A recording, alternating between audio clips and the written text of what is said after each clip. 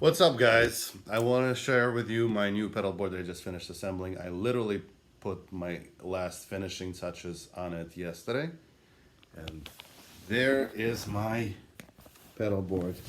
Let me explain to you how everything works. So this is the Voodoo Lab adapter. The second incarnation has got 12 volt options and different amp configurations.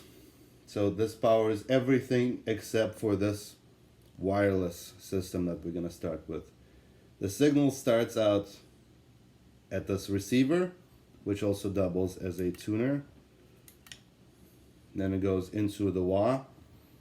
Bad Horsie automatic wah. It is switchless and it's optical, so you can just start using it. And when you're not using it, it switches off. The signal then goes to my DS1 pedal with Gary Moore settings. I always leave it on. It never gets turned off, ever. And then it goes into Boss MS3, which can be used as an effects looper, but I'm just putting it on top of everything. And then the signal gets split into left and right. So one side, the right side, goes to an actual physical amplifier, and then the other side, this side, goes through this little cable to a pedal called American Sound by Joyo, and it goes to the front of the house. So I'm running my rig in stereo using an actual amplifier and this fake emulated amplifier. Theoretically, I can just run my rig off of the Joyo American Sound. If I ever have to play a gig without an amp, I can just switch my processor to mono and run it like that. So on the back of my board, everything is pretty clean as well. See, this is the Shure wireless adapter. I decided to use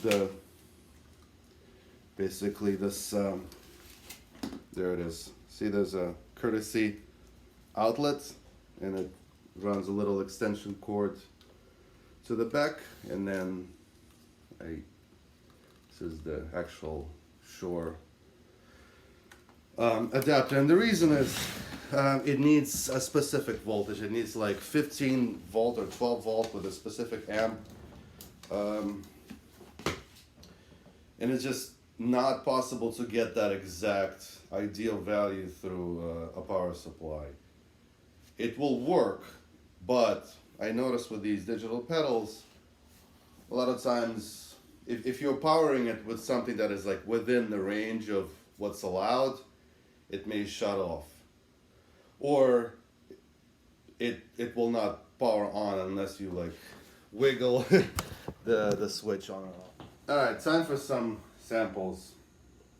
I feel like I'm repeating myself a little bit. I've done previous videos where I talked about using the volume control and demonstrated my various gadgets. But anyway, if you think about it, the guitars have had a volume control since the very beginning.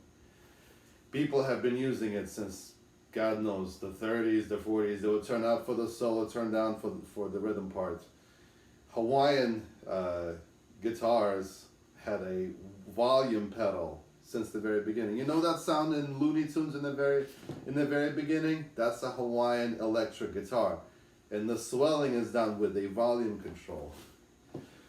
So it's there for a reason. Now, since the 60s, when loud amplifiers came about and people started cranking them and getting that really saturated, distorted sound, again, due to lack of pedals and pedal boards and other gadgets, people had what they had, which was the volume control, the switches for the pickups, and people, cleaned up their sound. They would turn it up or turn it down.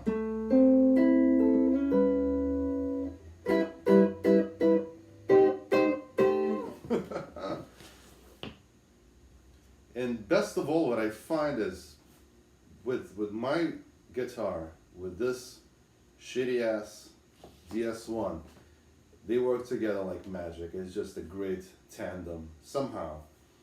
And it gives you this nice compression.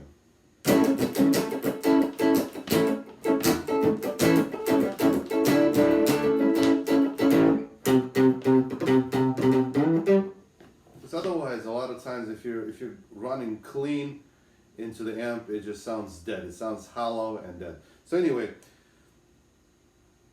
we got that covered, how you can clean up your sound, how you can make it dirty. If it doesn't work for you, you know, don't do it, and do whatever works for you. Some people like pedals, I love controls. So anyway, my MS3 is put on top of everything. So we have my guitar with distortion. We have the wah control, the wah pedal, and then various bells and whistles like envelope filter. There's delays.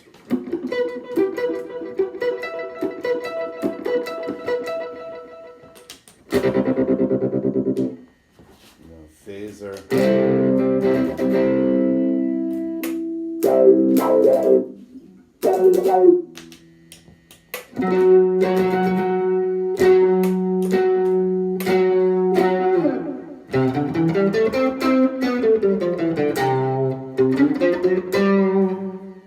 But I want to walk you through my lead sound. I think that's really important.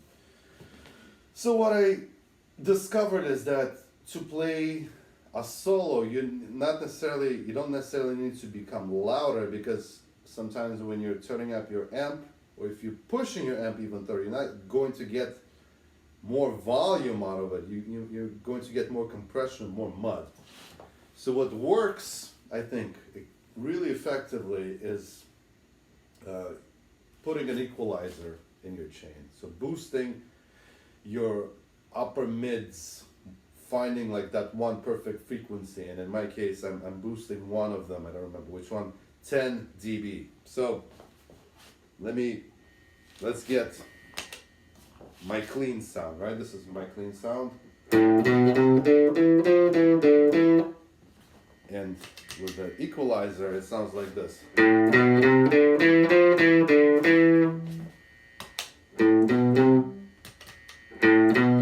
And then I have some delay on top of it.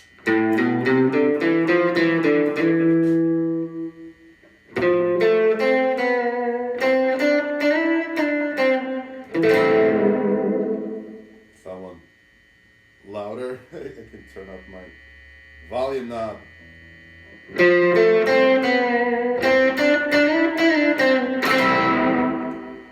I want, you know, an obnoxious metal solo.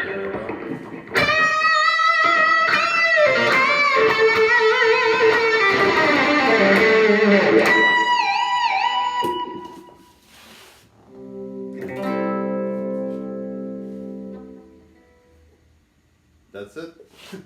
Thanks for watching. Try the volume knob technique. I think it's really great. If not, you know, stick to your pedals. Bye.